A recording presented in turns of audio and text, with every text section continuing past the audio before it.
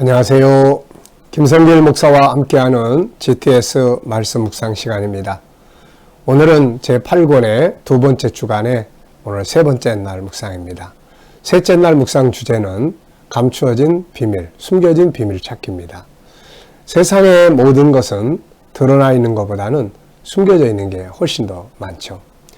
하나님의 말씀도 그냥 읽으면 그 안에 감춰져 있는 부분들이 잘 느껴지지 못합니다.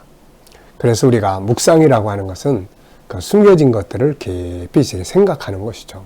그래서 왜 하나님이 이렇게 하셨을까? 또 이 단어의 의미는 뭘까? 또 이 내용들의 특징은 무엇인가? 그래서 이런 질문들을 통해서 더 깊이 들어있는 은혜들을 우리가 끌어낼 수가 있게 되는 거죠. 그리고 이제 세상을 살아가면서도 삶의 현장에서도 마찬가지입니다. 그냥 항상 같은 방식, 항상 같은 습관, 또 같은 틀로 이렇게 살아가는 사람들보다는 항상 이 속에는 또 다른 게 뭐가 있지? 또 다른 방법으로 한다면 어떻게 해볼 수 있을까? 이보다 더 나은 방법은 뭐가 있을까? 여기다가 뭘 더 첨부하면 훨씬 더 효과적인 일들이 될 수 있을까? 이렇게 생각을 하는 사람들은 발전시켜 갈 수가 있는 거죠. 공부를 할 때도 마찬가지입니다. 우리 아이들이 공부할 때 이 단어의 의미는 뭐지? 이 문장에서 가장 중요한 것은 어떤 것이지? 이 속의 특징은 뭘까? 이 주인공의 마음은 어떤 마음일까? 내가 만약에 주인공이라면 어떻게 했을까? 또 이 문제의 특징은 뭐지? 내가 모르면 왜 모르는 이유가 뭘까? 이런 것들을 스스로 질문하고 생각할 수 있다면 공부 잘할 수 있는 거죠. 그게 주도적 학습이 됩니다. 그래서 우리 GTS 묵상은 이렇게 말씀 묵상만이 아니라 그 주제들을 익숙하게 해서 우리 생활 속에서 활용할 수 있도록 하기 위한 것입니다. 그러면 말씀이 은혜도 주고 은혜도 받고 삶도 변화시킬 수 있는 능력이 될 수 있는 거죠. 자, 그래서 오늘도 우리가 먼저 말씀을 통해서 그 속에 담겨져 있는 많은 더 깊은 은혜들을 생각해 보는 시간 가져보도록 하겠습니다. 자, 이사야 53장 본문 말씀입니다. 자, 이사야 53장 내용 우리가 이제 잘 아시게 됐죠. 이사야 선지자가 예수님 오시기 전에 600여 년 전에 사실 마태복음 26장, 27장을 예언해 놓은 거죠. 예수님이 오셔서 우리 위해서 어떤 고난을 받으실 건지에 대해서 미리 예언해 둔 것입니다. 자, 이런 이제 내용에 대한 전체적 틀은 이제 우리가 알았으니까 그 안에 들어있는 하나하나의 깊은 의미들을 우리가 살펴보면서 은혜를 받도록 하겠습니다. 자, 구조는 3333, 3이 4개라고 이야기를 했죠. 물론 이 구조는 사람마다 서로 이해하기 쉬운 구조를 이렇게 정리를 하시면 됩니다. 저는 그렇게 살펴보니까 3, 3, 3, 3, 4개의 3이 이렇게 구분을 하면 좋을 것 같아요. 첫 번째 3은 예수 그리스도의 모습, 두 번째 3은 그분이 고난받으신 이유, 세 번째 3은 고난의 과정, 네 번째 3은 고난의 결과. 이렇게 정리를 해볼 수가 있을 것 같아요. 자, 그러면은 오늘도 우리 본문 말씀 한번 같이 읽어보겠습니다. 우리가 전하는 것을 누가 믿었느냐? 여호와의 팔이 누구에게 나타났느냐? 그는 주 앞에서 자라나기를 연한 순 같고 마른 땅에서 나온 뿌리 같아서 고운 모양도 없고 풍채도 없은즉 우리가 보기에 흠모할 만한 아름다운 것이 없도다. 그는 멸시를 받아 사람들에게 버림받았으며 간고를 많이 겪었으며 질고를 아는 자라. 마치 사람들이 그에게서 얼굴을 가리는 것 같이 멸시를 당하였고 우리도 그를 귀히 여기지 아니하였도다. 그는 실로 우리의 질고를 지고 우리의 슬픔을 당하였거늘 우리는 생각하기를 그는 징벌을 받아 하나님께 맞으며 고난을 당한다 하였노라. 그가 찔림은 우리의 허물 때문이요 그가 상함은 우리의 죄악 때문이라. 그가 징계를 받음으로 우리가 평화를 누리고 그가 채찍에 맞음으로 우리는 나음을 받았도다. 우리는 다 양 같아서 그릇 행하여 각기 제 길로 갔거늘 여호와께서는 우리 모두의 죄악을 그에게 담당시키셨도다. 그가 곤욕을 당하여 괴로울 때에도 그의 입을 열지 아니하였으며 마치 도수장으로 끌려가는 어린 양과 털 깎는 자 앞에서 잠잠한 양같이 그의 입을 열지 아니하였더라. 그는 곤욕과 신문을 당하고 끌려갔으나 그 세대 중에 누가 생각하기를 그가 살아있는 사들의 땅에서 끊어지면 마땅히 형벌받을 내 백성의 허물 때문이라 하였으리요. 그는 강포를 해하지 아니하였고 그의 입에 거짓이 없었으나 그의 무덤이 악인들과 함께 있었으며 그가 죽은 후에 부자와 함께 있었도다. 여호와께서 그에게 상함을 받게 하시기를 원하사 질고를 당하게 하셨은즉 그의 영혼을 속건제물로 드리기에 이르면 그가 씨를 보게 되며 그의 날은 길 것이요 또 그의 손으로 여호와께서 기뻐하시는 뜻을 성취하리로다. 그가 자기 영혼에 수고한 것을 보고 만족하게 여길 것이라. 나의 의로운 종이 자기 지식으로 많은 사람을 의롭게 하며 또 그들의 죄악을 친히 담당하리로다. 그러므로 내가 그에게 존귀한 자와 함께 몫을 받게 하며 강한 자와 함께 탈취한 것을 나누게 하리니 이는 그가 자기 영혼을 버려 사망에 이르게 하며 범죄자 중 하나로 헤아림을 받았음이니라.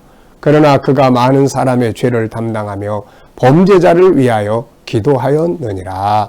아멘. 자, 오늘 숨겨진 비밀 찾기 보겠습니다. 자, 어제 오늘 감사한 일 3가지 적어보시고요. 꼭 3가지만이 아니라 있는 대로 적어보셔도 되고 하나를 적어보셔도 되겠습니다. 중요한 것은 우리의 삶에서 늘 감사를 찾고 느끼고 또 그렇게 사는 게 중요한 거죠. 자, 1번입니다. 본장에 소개되고 있는 그는 누구인가?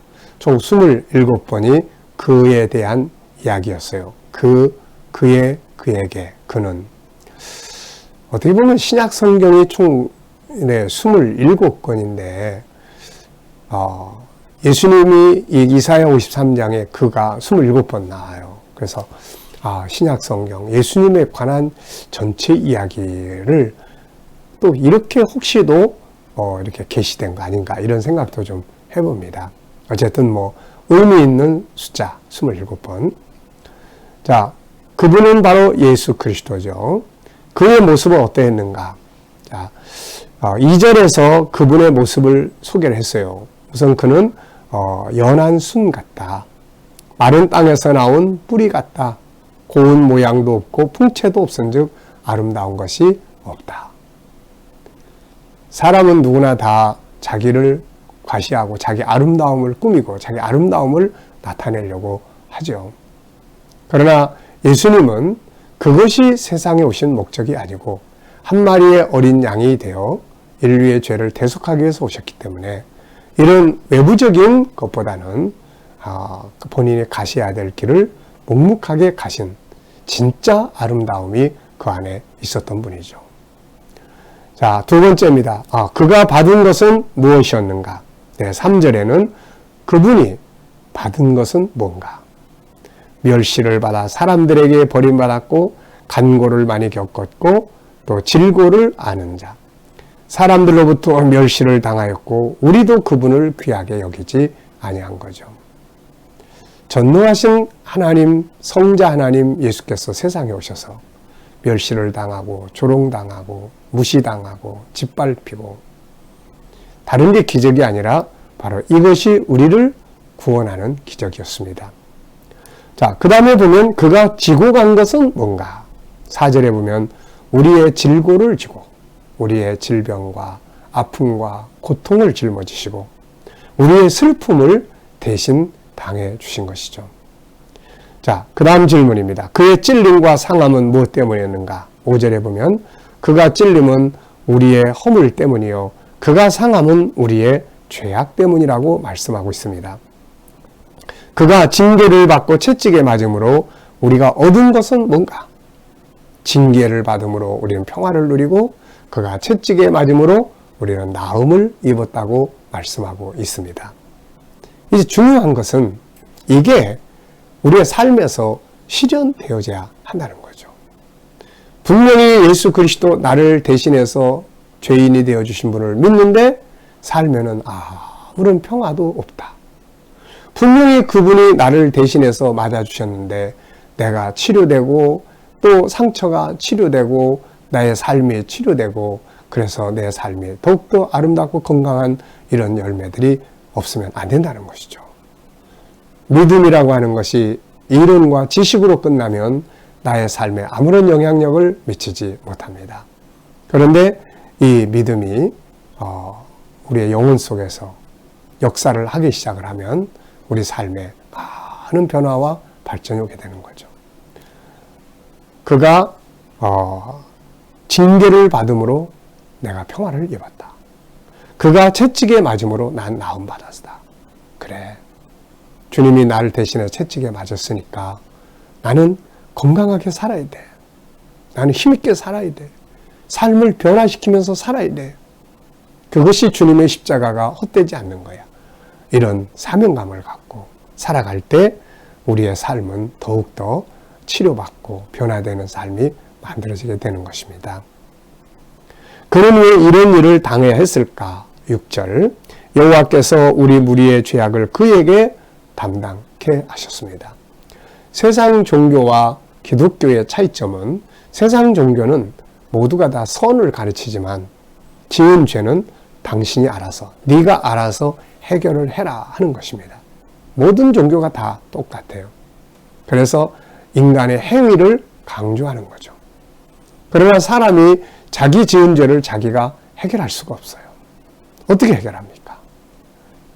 해결을 한다고 해도 그것은 그저 순간적일 뿐이지 또 다시 죄짓고 또 다시 죄짓고 그 다음날 또 죄짓고 그런데 우리가 이걸 어떻게 해결할 수가 있겠어요?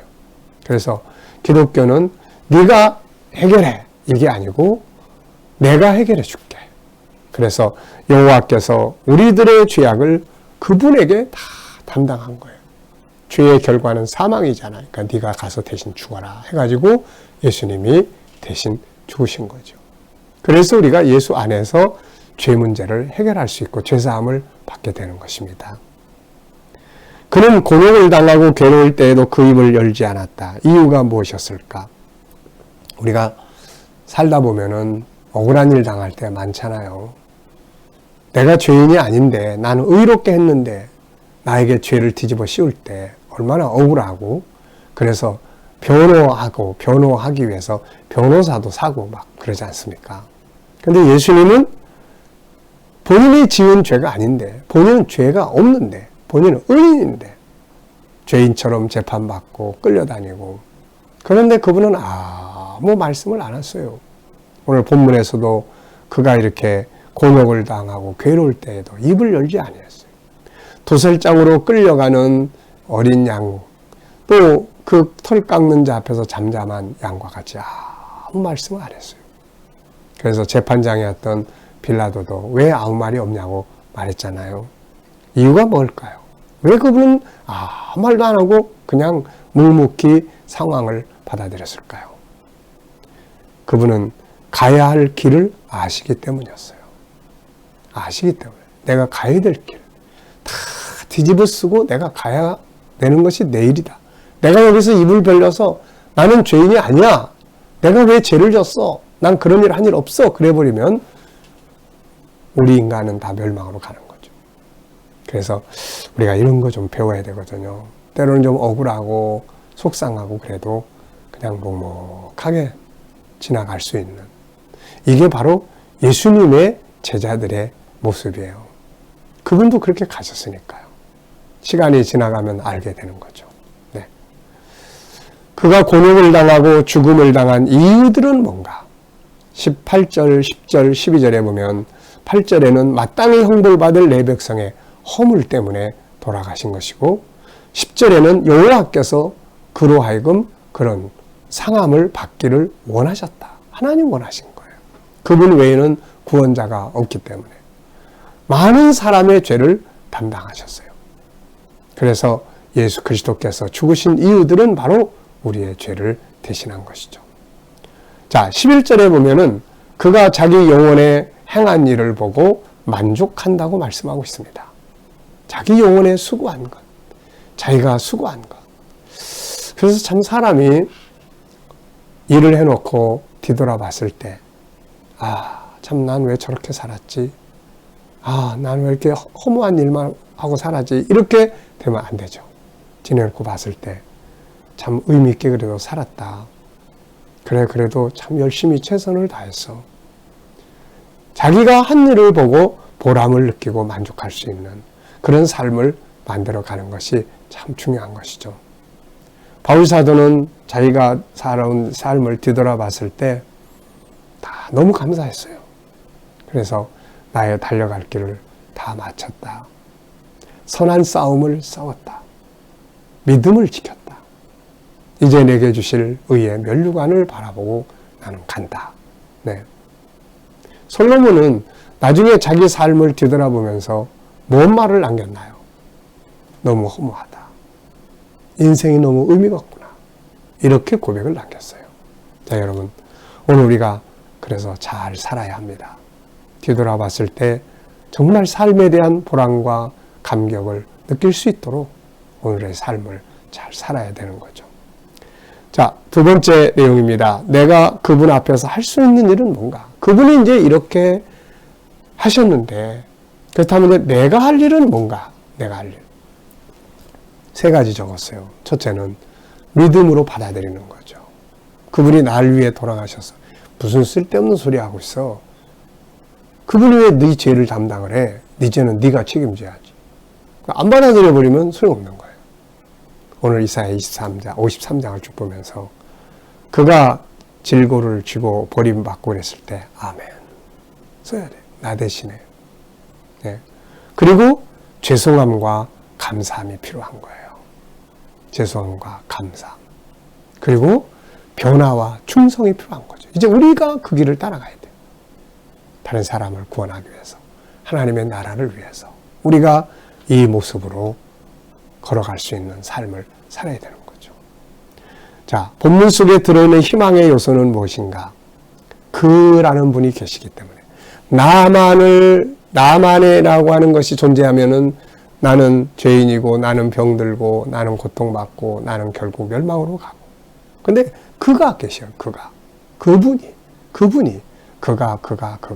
27분이나 그가 그래서 우리가 힘들고 어려운 일을 만날 때 내가 잘못을 저질렀을 때 자꾸 날 쳐다보지 마세요. 자꾸 자기 자신을 보면서 난 왜 바보같이, 난 왜 이렇게 멍청하게, 난 왜 이렇게, 그리고 나를 학대하지 마세요. 그를 봐야 돼. 그를. 괴로울 때 주를 보라. 그를 보는 거예요. 바울은 히브리서 12장 2절 3절에서 믿음의 주여 온전케 하시는 이인 예수를 바라보자. 그를 바라봐야 돼요. 그분의 십자가를 바라야 돼요. 네. 그래야 주님이 십자가에 못 박히신 의미가 있는 거예요. 그가 다 담당해 주신 거죠. 그가 계시다는 게 희망입니다. 본문을 정리하면서 암송하고 싶은 내용, 전체를 다 암송을 하고 싶어요. 항상 저는 전체를 암송하는 게 항상 목표예요. 그런데 전체를 암송하려고 하다 보면은 문자 하나하나를 다 외울 수 있고, 또 하나의 방법은 구조를 외우는 거예요. 구조, 흐름. 첫 번째 3은 그분의 모습. 그분은 이러이러했고 이러이러했다. 그 다음에 두 번째 3은 그분의 십자가에 못 박히시고 고난받은 이유. 그가 이렇게. 그리고 그가 이렇게 한 이유는 바로 이렇게. 우리의 질고를 지고 그가 징계를 받음으로 우리 평화를 얻고, 그가 채찍에 맞음으로 우리는 나음을 받고, 우리 대신에. 네. 그 다음에 세 번째는 그의 고난의 과정이 죽이잖아요. 끌려가도 갈 때 아무 입을 열지 아니했고, 또 죄 없지만은 그의 묘소가 죄인과 함께 되었고, 네. 그 고난의 과정이에요. 그리고 결과죠. 하나님이 그를 상함받길 원하셔서 그가 하나님의 뜻을 성취했고, 그가 돌아다 보니 자기 영혼에 수고한 것을 만족했고, 그에게 주어질 영원한 기업의 영광이 준비되어 있고, 그래서 이렇게 흐름을 암송할 수 있어요. 또 하나는 이제 이야기식으로 우리가 암송할 수 있습니다. 처음부터 끝까지 이야기처럼 이렇게. 그래서 그 다음에 네 번째는 이제 그 중에 한 구절, 두 구절만 내가 중요하다고 생각되는 골라서 외우시면 되거든요. 말씀이 내 안에 암송되어져야 그 다음 묵상도 할 수가 있습니다. 오늘 우리 말씀 속에서 우리를 향한 하나님의 마음은 무엇일까요? 사랑, 믿음, 작은 예수, 전 그렇게 적었어요. 하나님의 사랑이 여기 나타나고 이걸 우리가 받아들이고 믿기를 바라시고 그 다음에 이제 우리가 이 길을 따라오기를 바라시는 거죠. 작은 예수들이 되길 바라세요. 자, 질문 2개 이상 만들어 보기. 첫째, 오늘 본문을 보면은 3절에 사람들이 그를 멸시하고 했지만 우리도 그를 귀하게 여기지 아니했다. 우리도 그를 귀하게 여기지 아니했어요. 그래서 나는 그분을 얼마나 귀히 여기고 있는가 그 말씀을 보면서 이 질문을 하나 생각해 봤습니다. 또 11절에 보면 그가 자기 영혼에 수고한 것을 보고 만족하게 여기셨다. 근데 나는 나의 수고한 것들을 돌아볼 때 어떤 마음이 드는가? 수십 년의 세월을 달려왔는데 쭉 뒤돌아보면서 어떤 생각이 드는가? 이 질문과 함께 한번 살펴봤습니다. 자, 오늘은 무엇을 하시든지 좀 더 숨겨져 있는 걸 찾아내는 그런 질문들을 몇 번씩 해보시면서 살아보시기 바랍니다. 자, 오늘도 묵상과 함께 행복한 하루가 되시기 바랍니다. 기도하겠습니다. 주님 감사합니다. 오늘도 묵상과 함께 귀한 은혜 주셔서 감사합니다. 주신 은혜, 받은 은혜들 가지고 오늘도 행복한 하루가 되게 해 주옵소서. 주님, 오늘도 우리 자녀들과 친척들, 이웃들 중에 믿지 않는 자들 다 주께 돌아오게 하시고 또 우리 자녀들과 우리 모든 성도들 사랑하는 삶의 현장에 함께 하셔서 코로나 바이러스로부터 머리털 하나 상하지 않게 하여 주시고 믿음으로 일하는 직장과 사업장들이 형통하게 하시며 새로운 직업을 구하는 자들에게는 좋은 직장들이 예비되게 하여 주옵소서. 주여, 저희들이 가진 꿈과 비전들이 주 안에서 다 이루어지게 하여 주시고 치료받는 성도들은 모든 질병에서 속히 자유케 하여 주시옵소서. 오늘도 이 나라와 민족이 함께 하여 주시고 이 땅에서 코로나 바이러스가 속히 소멸되게 하시며 이 나라의 지도자들이 지혜와 총명을 가지고 이 나라를 바른 길로 이끌어갈 수 있도록 하나님 은혜 입혀 주시고 오늘도 세계 곳곳에 있는 선교사님들과 저들의 사역 가운데 함께하여 주시옵소서. 이슬람권, 힌두권, 불교권, 공산권에서 핍박받는 교회들이 있다면 잘 이길 수 있도록 힘주시고 능력을 더하여 주시옵소서. 주님 감사하며 예수님의 이름으로 기도하옵나이다. 아멘.